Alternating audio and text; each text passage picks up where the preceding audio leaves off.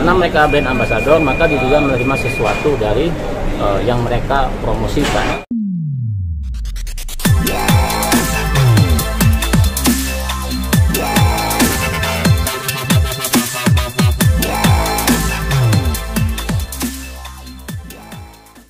Ya baik, terima kasih rekan-rekan media sudah hadir kesempatan kali ini. Ya, hari ini kita mendatangi Direktorat Tindak Pidana Ekonomi Khusus lantai 5 terkait dengan laporan dugaan peristiwa pidana, tindak pidana penipuan dan atau penggelapan untuk menguntungkan diri sendiri atau orang lain dengan maksud merugikan para korban, dalam ini robot trading ATG, yang mana kami mewakili dari 820 orang para korban robot trading ATG dengan kerugian mencapai 150 miliar rupiah.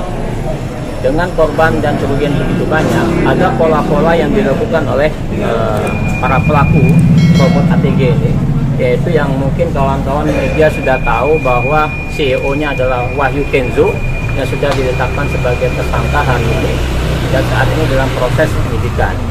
Nah, barang tentu hari ini kami mendatangi Bareskrim terkait dengan memperdalam ataupun terkait dengan dugaan tidak pidana TPPU-nya. Karena bagaimanapun juga kerugian korban adalah salah satu upaya dari kami untuk mengembalikan itu.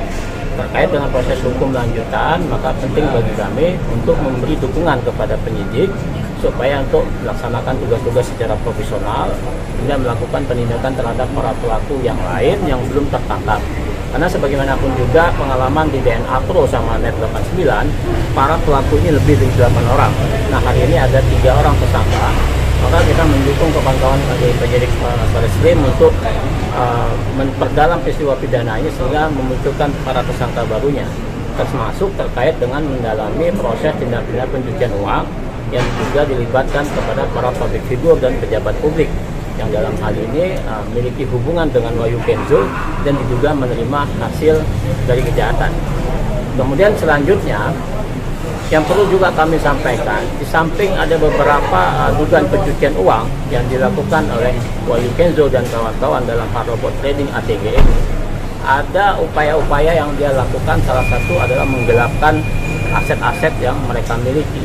Nah, karena itu tadi kami sudah menyampaikan surat secara resmi ke PPATK untuk menelusuri aset-aset yang selama ini belum terungkap.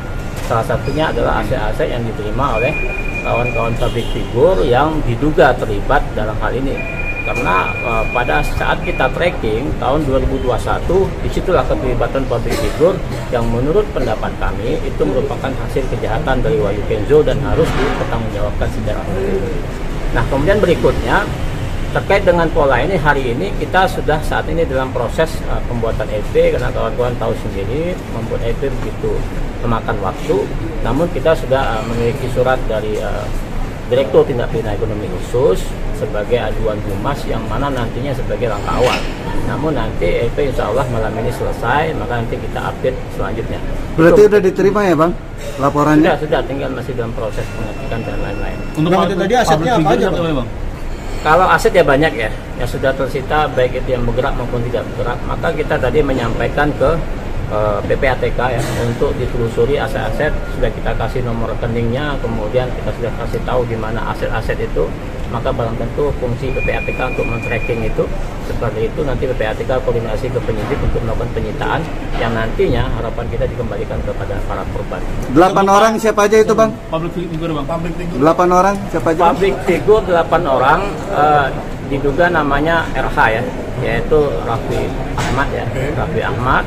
Kemudian ada juga Atta Halilintar, kemudian ada juga Kevin William ya, Stephen William, kemudian juga ada Rian Demasif, kemudian juga ada Judika, kemudian ada Dr. Firta, kemudian ada Faisal dan Gus Miftah, Haji Faisal. Yang terakhir Gus Miftah. Ada 8 ya, 8 public figure yang diduga terlibat memiliki hubungan dengan Wahyu Kenzo dan juga terlibat menerima uang dari Wahyu Kenzo yang merupakan hasil kejahatan. Motifnya sendiri apa bang? Motifnya? Motif? Keterlibatan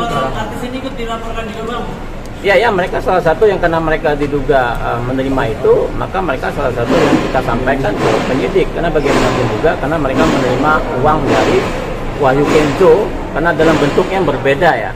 Pertama seperti Raffi Ahmad, kemudian seperti Atta Halilintar, kemudian Stephen William. Mereka menerima sebagai endorsement atau brand ambassador dari produk The Legend. Nah, produk itu adalah produk kesehatan nutrisi dan mereka sebagai brand ambassador, dan itu adalah CEO-nya adalah istri dari Wahyu Kenzo, si Anggi. Nah, barang tentu dalam hal usaha untuk membuat usaha itu adalah merupakan bagian dari hasil para robot trading, korban robot trading. Maka dari itu harus telusuri. Karena mereka sebagai brand ambassador, maka barang tentu mereka mendapatkan sesuatu atau menerima sesuatu dari Wahyu Kenzo dan kawan-kawan. Kalaupun kita lihat dari perspektif belakang, seperti Ivan Gunawan, itu pada saat kasus DNA Pro juga sebagai brand ambassador, kemudian dia mengembalikan uang itu, maka dianggap dia sudah memiliki etikat baik. Satu. Kemudian seperti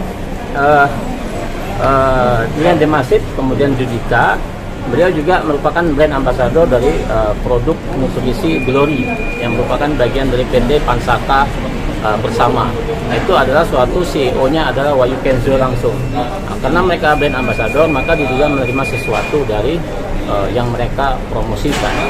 Kemudian yang berikutnya terkait dengan ulama Gus Miftah, dia menjual lelang seperti Atta Halilintar di Net 89, yaitu melelang belangkonnya seharga 900 juta. Kemudian Dr. Tika melelang motor ya, motornya 120 juta. Kemudian Haji Faisal juga dia menerima hasil lelang 400 juta. Nah, pola-pola ini sering terjadi di Net 8 di DNA Pro di ATG, dan juga pola-pola ini menggunakan kawan-kawan public figure seperti Atta Halilintar kan sudah pernah terjadi di Net 89, dan ini juga terulang di DNA Pro. Nah, maka dari itu kita berharap kawan-kawan public figure ini dengan itikat baik membantu kami, membantu para korban, membantu para penyidik untuk mengungkapkan peristiwa hukum ini supaya terang benderang dan dapat mengembalikan aset-aset para korban. Itu harapan mereka yang kita minta kepada penyidik.